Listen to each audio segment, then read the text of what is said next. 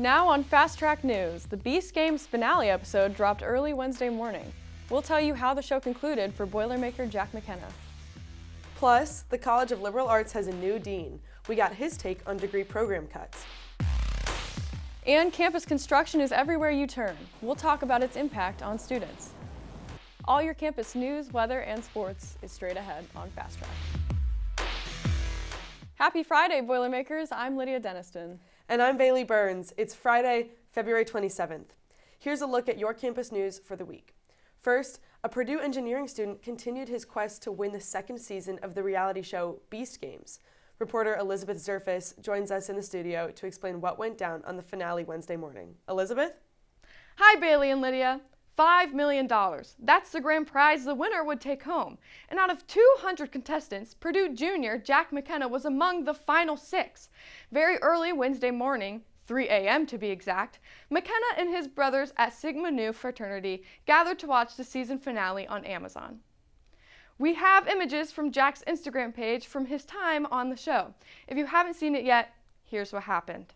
Going into the finale episode, an unfortunate event occurred with Jack being taken out within the first game, with all contestants kicking balls across a chasm to hit their competitors' hearts. One could say there was targeting for our child genius. You could say Sigma Nu's heart was hit after watching their brother fall at 6th place, but nonetheless, here at Purdue, we are still proud to even have Jack get so far on the show. And don't worry, Jack isn't walking away with nothing, but with $45,000. Congratulations to Jack McKenna, and what a wonderful season of Beast Games. Reporting in the studio, Elizabeth Zerfis, Fast Track News. Back to you! Thanks, Elizabeth. We recently learned that Jack McKenna isn't the only Boilermaker making rounds on a reality TV show. A former Purdue basketball player recently announced he'll be a contestant on the ABC dating show The Bachelorette. 2006 graduate Matthew Carroll announced on Monday, February 23rd, that he would be shooting a shot for Taylor Frankie Paul on the newest season of The Bachelorette. He will be competing with 21 other men for the attention of only one woman. With news of Taylor Frankie Paul being pregnant while filming, the drama for the season has already begun. To watch the beginning of Matthew Carroll's journey, the show will air Sunday, March 22nd on ABC. After having one warm week before going back to cooler temperatures, I'm curious what weather we have coming up. Meteorologist Chase Nikoloff is here with a first look at the forecast. Good afternoon, ladies and gentlemen. Thank you for tuning into this portion of the broadcast here today. Let's take a deep dive in what we've got lined up weather-wise. Currently, outside, it's sunny and windy, so it's going to feel a little chillier today, given that the high is only 43 degrees, followed up with a low of 28. But how did we get to this point? Let's rewind the clock just a little bit. Let's start back at 1 a.m. We had some cloudy conditions with some subtle wind thrown into the mix, temperature sitting right around 40 degrees. Shifting gears though, when everybody started to wake up around 6 a.m., skies were a little bit clear, temperatures were sitting right around 32 degrees. As we're recording this live right now, again sunny with winds sitting right at 38 degrees. But what do we expect for later tonight? Let's look at that. 6 p.m. around dinner time, cloudy conditions sitting at 41, followed up with finally, at 11 p.m., cloudy conditions are still relevant, but temperatures will drop down to 34 degrees. After Team USA skated home multiple golds at this year's Winter Olympics, you may be wondering how you can get on the ice for yourself right here in town. Luckily, West Lafayette's Riverside Skating Center is still open for the season. The rink offers skating lessons, pickup hockey, and various rotating events throughout the winter season. Despite last week's heat, temperatures will remain low enough for the skating center to stay open through March 6th. However, keep the weather in mind as rain and higher temperatures will prevent skating and cause closure. If you're late to the party, Purdue's figure skating and ice hockey clubs organize events in alternate locations once the rink closes for spring. More information is available online at the West Lafayette Parks and Recreation website. Distinguished Purdue professor Gebisa Ejeda is set to be inducted into the National Inventors Hall of Fame. Ejeda won the World Food Prize in 2009 for developing a drought-tolerant variety of sorghum. His work has been monumental in feeding his home country of Ethiopia, where sorghum is a staple crop. Ejeda will be inducted on May 7th, joining just 15 other inventors. There's a new dean leading the College of Liberal Arts as of December. The former philosophy professor Christopher Yeomans described his philosophy on the liberal arts amid concerns of program cuts. It's important that you earn a living. Everybody's got to do it. That's important. But in some ways, that's the easy part. The harder part is finding a life that's worth living, especially over the long haul.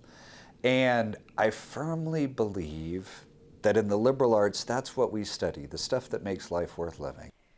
Dean Yeomans plans to allow students currently enrolled in at-risk degree programs to finish their degree. The Indiana Commission on Higher Education has not announced which programs will be cut, but several language and culture degrees are at risk due to low enrollment. Up next, a look at how Purdue Crew supports the local community with Rowathon. And still to come, class registration for next semester is in full swing. Advisors share important deadlines. We'll be right back after this short break. Hola from Spain. G'day, mates. Buenos dias. Bonjour. Hello from South Korea. I'm studying abroad in Valencia, Spain this semester. I'm studying abroad in Sydney, Australia. I'm studying abroad in Madrid, Spain. Studying at Seoul National University. At Issai Super in Toulouse, France. And I'm really getting to enjoy meeting all the new people and the culture. How different it is from Purdue University. It is an absolutely fantastic experience. I'm living my best life. I can't wait to see you guys all overseas soon. A bientôt. Adios. Nos vemos de España.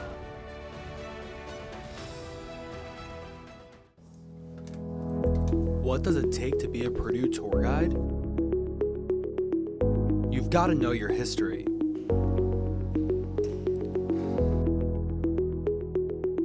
You have to know your facts.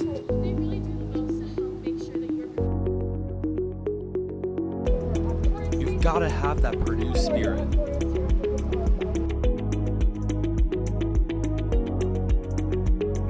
And you have to walk backwards. Welcome back. Has construction woken you up in the wee hours of the night? Reporter Sydney Matthews has information about the projects and their effect on students. Happy Friday, Boilermakers. I'm Sydney Matthews, and I'm standing in front of the new Daniel School of Business. As Purdue students know, this university's campus is constantly evolving and changing. While many students enjoy the construction and the new changes it brings, some who live a bit closer to it say it has started to impact their day-to-day Purdue experience. I spoke with students living in nearby residence halls, and here's what they had to say. Currently under construction next to Hawkins is the new Daniel School of Business. Breaking ground in April of 2025, the 164,000 square foot building will be the second largest classroom building on the Purdue campus. With such a large building, construction has begun to impact the neighboring residence hall. It can be a little irritating just because I have to constantly take an alternative route. It's not as bad for me though as it is for the cars, because it's when I've had friends drive me to and from, you have to do this big old thing. Hawkins residents aren't the only students getting to see the construction firsthand, as there is another new residence hall under construction around Hillenbrand Residence Hall. The new South Residence Hall will add nearly 900 beds to the Purdue campus and is set to open in the fall of 2026. South Hall is set to include a mix of single, double, triple, and quad occupancy style dorm rooms arranged around centralized bathrooms, study areas, music rooms, and a lounge. Even though the construction has shut down MacArthur Drive for the last year and a half, students are excited to see the addition of another sushi boss, as well as a new learning community that will be housed in the residence hall. I'm excited to see the new building. It looks pretty nice already.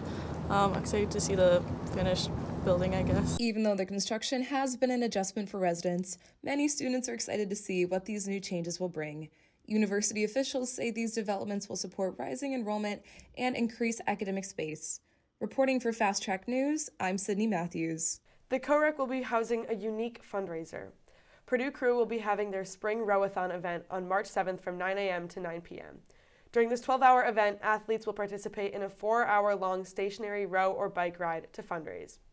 Fundraising goes to the Lafayette Urban Ministry as well as to cover dues for the Crew athletes. Donations can be made on the Purdue Crew website under the Purdue Rowing Alumni Endowment. If making a donation to a specific athlete, be sure to mention their name in the donation memo. Boilermakers, we're almost halfway through the semester, which means we're looking ahead to the fall. Here are some important registration dates advisors say you should watch out for. On March 16th, the schedule of classes will be published and course request forms must be submitted by April 15th at 5 p.m. Schedules for fall 2026 will be available to view in My Purdue on April 20th for Indianapolis students and April 23rd for West Lafayette students. Open registration begins April 27th and will last over 3 days. Check your time ticket to see when you can modify your schedule. And all you seniors out there aren't off the hook quite yet. If you want to walk across the stage in May, complete your commencement task list by March 27th. The final day to rent your cap and gown is April 13th, but you can get them at discounted price until April 3rd. Coming up here live on Fast Track, we have a 7-day forecast. It's going to get a little chilly going into the weekend, and especially going to next week around next Wednesday, there. But then we'll follow it up with a Futurecast, and then we have some short game day announcements coming up on Thursday. Stay tuned for more. Don't go anywhere.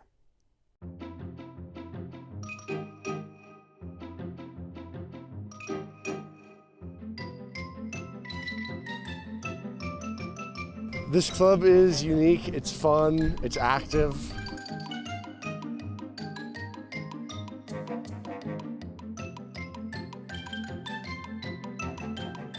Assuming weather allows us, we'll be performing on March 6th at Memorial Lawn for Mental Health Action Week.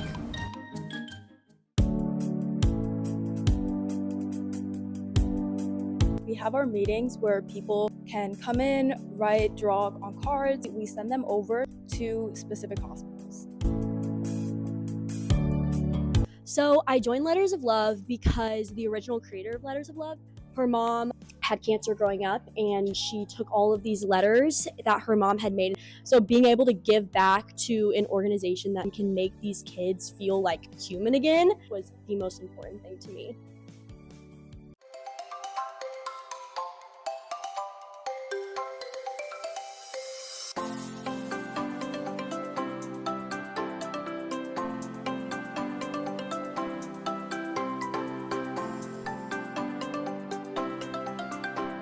Makes Fairhouse special for me is the community, for sure.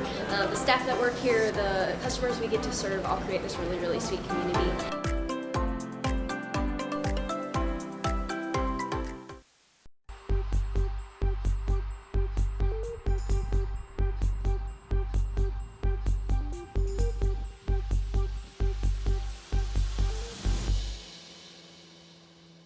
Welcome back, ladies and gentlemen. Thank you again for tuning in. We got our 7-day forecast lined up here. Let's take a dive into what's got us lined up for late this week, this weekend, and early to mid next week. Let's dissect each day one by one. Let's start with Thursday. Thursday, we know those clouds are going to be rolling in later tonight, and those will carry over tomorrow morning. Cloudy conditions are also going to bring some snow early tomorrow morning, so be prepared for that. Be prepared to lay some ice down on the sidewalks, but just make sure you have some salt on standby with a high of 43 and a low of 28 degrees. Friday is going to be an absolute game changer coming up with sunny conditions. It's going to be absolutely perfect day to get outdoors and do outdoor activities with a high of 59, almost 60 degrees, but with a low of 34 early on. As we shift into Saturday, we've got partly cloudy conditions with a high of 48 and a low of 31, so just slightly going down just a little bit. But Sunday is where the real drop-off starts to begin. Partly cloudy conditions with a high of only 33, if you can even call it a high, and a low of 30 degrees. Shifting gears into Monday, again, partly cloudy conditions with a high of 35 and a low of 26. Tuesday, partly cloudy once again with a high of 42 and a low of 31. And then 1 week from now, we have cloudy conditions next Wednesday that will bring some snow early on in the morning, like we're going to see tomorrow morning early on, with a high of 51 later in the day, but early on is going to be a low of 19. So have your long sleeves on standby. Looking at our Futurecast here, we can see that we got a massive ball of snow that's just going to roll right through parts of Minnesota, northern parts of Wisconsin, and upper parts of Michigan. But there's a little tail that sticks out and just taps northwestern Indiana, hence for tomorrow's conditions early on with some snow and clouds. Fortunately, as we just witnessed there, we have a little bit of bands of snow that are going to be rolling through the middle sections of Indiana around the Indianapolis region. Hints for the partly cloudy conditions over this weekend and going early on to next week. So that snow should miss us, fortunately. But going into the middle of next week on Wednesday, as we described early on, we have a big wall of snow that will be forming right in the Iowa, Illinois area that will be pushing northeast through northwestern Indiana. As we can see, it will appear somewhere right around here, and it will just keep pushing through.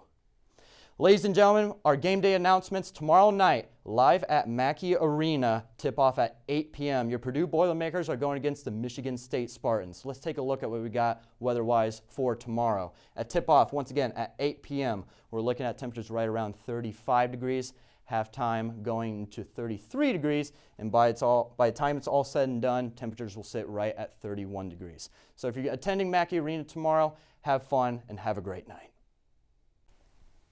Just ahead, Purdue men's basketball making a comeback and taking the win against old rival Indiana at home. Also, a recap of Purdue women's basketball, as well as some behind the scenes of the black and gold baton twirlers gearing up for the performance inside Mackey Arena. I'm Lorelai Yeager. And I'm Kayla Gibson. Don't go away. Sports is next.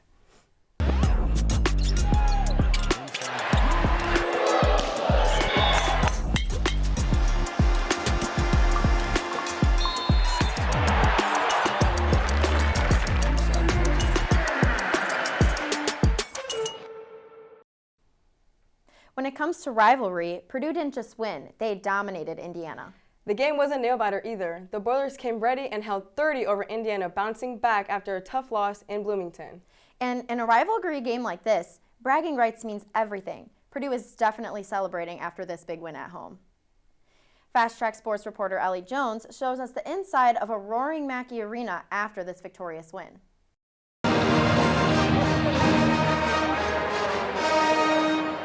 Mackey Arena was loud and on fire Friday night. The matchup started off strong, with seniors Braden Smith and Fletcher Lawyer starting it off for the Boilers, with them both making a three-pointer in the first 3 minutes of the game. Senior Oscar Clough used himself as a human shield to block the Hoosiers from even obtaining the ball. IU kept the game going, but they just could not keep the ball in their hands for that long. Purdue was making bucket after bucket, bringing the first half of the game to a close at 46-29. In the second half, the ball kept moving back and forth between the teams, but Purdue just kept the score in their favor. Indiana player to watch Lamar Wilkerson was matched in points with Fletcher Lawyer, both having a score of 16 with only a few minutes left to go in the game. And Purdue's own Omer Mayer obtained his career-high points in single game with 18. Head coach Matt Painter had this to say about Mayer's performance. He's been great, man. He's worked hard. He's putting in time. But it's just a trickle down, from our seniors. Our seniors are that way. And so it really, really helps in his growth, his development. But he can go. Like, he's a good player. Like, nobody on our team is surprised about the way he's played. But he's really given us a punch off the bench. Senior Trey Kaufman-Wren also spoke about how this game against Indiana was important to the team's overall development. Shows kind of our growth throughout the year. We're a different team than what we were when we played Indiana the first time. And we were locked in. We still have a lot to work on, but I just like where we are. I like the guys that we have. The Boilers had their home field advantage and beat IU 93-64. Reporting at Mackey Arena, I'm Ellie Jones. The women's basketball team had a tough end to their regular season, facing off against 3 Big Ten teams in just 1 week. First, they battled against the Iowa Hawkeyes on Thursday, going 14-29 in the first half, but came back fighting in the second. We would get a couple good ones, and then the last one somebody would score. So we just had to keep flying around and having effort, and eventually we found success in the second half. Despite the second half comeback, the Boilers ended up losing 74-83 against the Hawkeyes, then losing again against Maryland the following Sunday, going 66-99. Wednesday night in Mackey Arena, the Boilermakers battled Oregon in a key Big Ten matchup. The girls came out with lots of energy, feeding off of the senior night excitement. The Boilers kept up that momentum right from the tip, looking to get some paint early and sought open shots beyond the arc. Oregon answered with their own strategic gameplay. The Lady Ducks were locked down defensively, forcing the Boilermakers to take tough shots all night. Coming out in a 2-1-2 full-court press, the Ducks made it very difficult for the Boilers to bring the ball down the court. Oregon led 39-28 after the first 2 quarters. The second half was a back-and-forth battle. The Ducks were able to keep a 10-point lead throughout the third quarter, but despite the Boilers' efforts, the girls ultimately fell 65-71. Not the way Purdue was looking to end their regular season, but there are still smiles as Purdue celebrated their one senior, Madison Layden-Zay. Madison finishes her career as the all-time Purdue girls basketball leader in 3-pointers made. What an incredible career Madison has had. For those who may have heard the devastating news about our former Purdue Boilermaker, Rondell Moore, we want to take a minute and remember the legacy he left here at Purdue University. Rondell Moore started his football career in 2018 as a slot wide receiver for Purdue and dominated every time he took the field. Teammates, coaches, fans, family, and friends will always remember how he electrified college football, bringing Ross-Ade Stadium to life. One unforgettable moment being when Moore helped the Boilermakers stun the Ohio State Buckeyes. Moore won many awards when attending Purdue, with some including Big Ten Freshman of the Year, First Team All-Big Ten, and the Paul Hornung Award, which is given to the most versatile player in college football. Rondell Moore will always be remembered as one of the most dynamic athletes to ever wear black and gold. His legacy at Purdue will continue to inspire a generation of Boilermakers. Last Friday, while men's basketball was dominating against our rivals, Boiler Wrestling was competing against IU as well. For their last regular season duel, it was a close one for the Boilers, but they just fell a tad short. Let's take a closer look at how that went. Purdue suffered a tough loss against their rival with a final duel score of 20-16, but we did see some positives from that night. 5 out of the 10 matches were won by black and gold, including Blake Borman, 31st-ranked Grayson Clark, 28th-ranked Stony Buell, 2nd-ranked Joni Blaze, and heavyweight Hayden Filipovich. With Joey Blaze's victory, he finished his season undefeated and is the 4th Boilermaker to do so since 1975. Purdue Wrestling has the Big Ten Championships coming up, so more soon from wrestling. The women's tennis team got an impressive win over Ball State on Friday. Purdue got its second shutout of the season against the Cardinals, winning all 7 possible points. The Boilers made quick work with their doubles matchups to secure the first point before dominating in singles. Edge Genger won her 7th consecutive match to stay undefeated on the season. Ashley Wilson picked up her first win of the season in a nail-biter, coming back from down a set to win in their tiebreaker. Ida Clement had a most dominant win, letting up only 2 games to her opponent. This match takes Purdue's record to 3-4 overall. Up next, for the Boilers is a home match against Xavier later today. This past weekend, the Purdue baseball team played against Southern Miss, Baylor, and Oregon State in the Round Rock Classic. Southern Miss proved to be a tough battle, securing 4 runs in the 4th inning. And while the Boilers did tie the game in the 8th, 4-4, Southern Miss took the win by a walk-off in the 9th, with the final score being 5-4. The next day, the Boilers made a good old-fashioned comeback story against Baylor. After being down by 5 in the 6th inning, C.J. Richmond hit a 400-foot 3-run home run. The Boilers then tied the game in the 6th and won by a walk-off 6-5 in the 9th. On the final day against Oregon State, the Beavers had a small lead 2-1 by the end of the 2nd inning, but the Boilers dominated in the 5th with 4 runs securing a win 5-2. Starting today at 4 p.m., Purdue will play 4 games this weekend against Marist University, which will be the Boilers' last series before returning to West Lafayette for their first home game the following weekend. Big week for Purdue softball in Atlanta as the Boilers took the field in a weekend doubleheader. In Game 1, Purdue's offense came alive early, powering past the College of Charleston 8-6 behind big hits from key contributors including Chloe Banks and Anna Moore. The momentum did not carry into the second matchup, however, as Georgia Tech shut out the Boilermakers 8-0 in Sunday's second contest. Ashlyn Campbell provided one of the few offensive bright spots with a multi-hit performance. And now, looking to bounce back and build consistency, the Boilers hit the road again this weekend, heading to Nashville for the Purple and Gold Challenge. They'll face Southern Illinois, Lipscomb, with Western Carolina in a 4 slate from February 27th to March 1st, opening with a doubleheader Friday afternoon. Stay tuned as the Boilers take on the competition in Music City.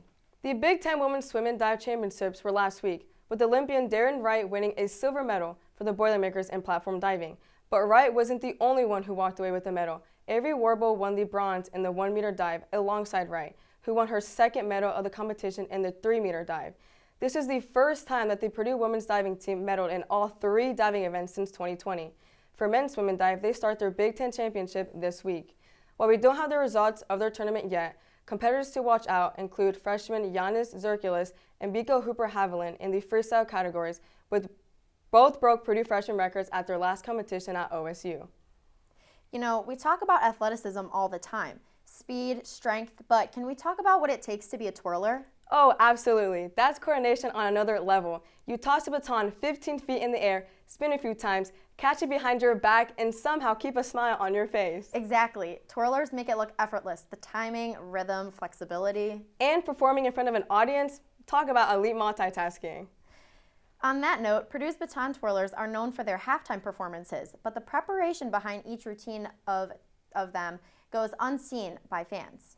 Reporter Ireland Jones takes us inside the world of Purdue's baton twirlers and shows us what it takes to be performance ready for every game day. Game day at Mackey Arena isn't just about basketball, it's about performance.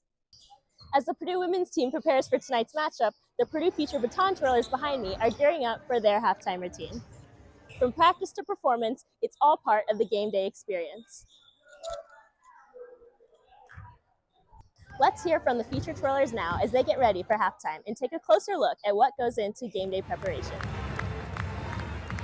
So how practices are set up in the spring is we have 2 times a week. We'll meet for about 2 hours where we get to use the gym space. Because we have so many performances in the spring as well as preparing to compete at nationals this summer, it's really important that we structure our time wisely at practices.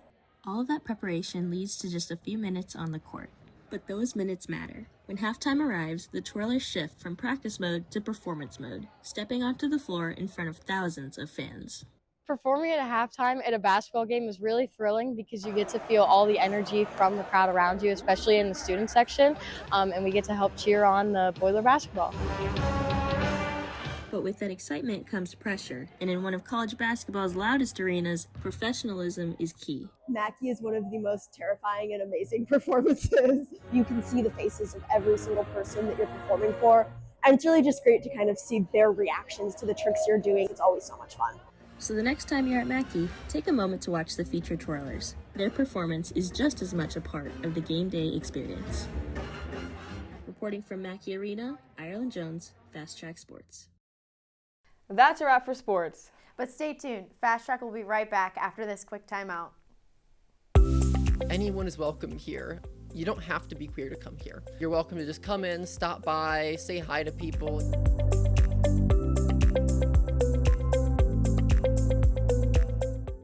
I feel like it's helped me find my friend group. I don't think that without this place I would have had such a strong, close-knit social group as I've formed here.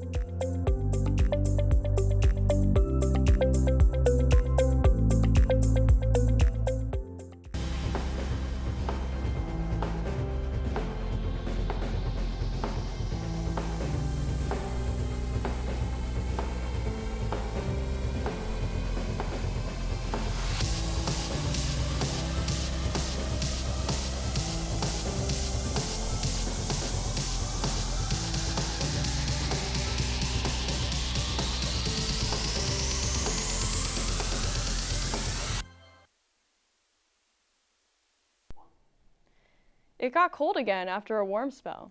Lydia Denniston asked students what they thought about the weather. I honestly blame the groundhog, but I wish it was just warmer. Like, I'm tired of this cold and the gloomy weather. Not great for the mental health. Definitely hard to get out of bed this morning. Well, being a native Hoosier myself, that was just fool's spring, so it's going to be cold for a little while yet, and real spring will last about 2 seconds before it gets hotter than Hades. That's all for your campus news this week. Have a great weekend, Boilermakers.